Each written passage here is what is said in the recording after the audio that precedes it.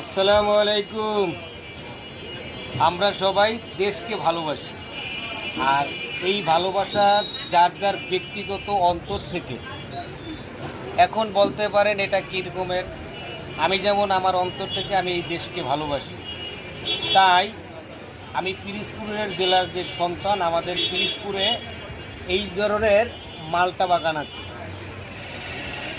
তো আমি দেশকে ভালোবাসার কারণ হচ্ছে যেহেতু আমার জেলায় এই মালটাটাও উৎপাদন হয়। এটা নিয়ে বেশি কেউ মাতামাতি করে না কিংবা কেউ সম্প্রচার করতে চায় না। কারণ হচ্ছে মানুষ উপরের দিকে উঠতে দিতে চায় না। আমি চাই যে এই মালটাটা সমস্ত বাংলাদেশে যে কোনো প্রকারের যে কোনো প্রান্তে এটার বিপ্লব ঘটুক। এখন বলতে পারেন এটা কেন?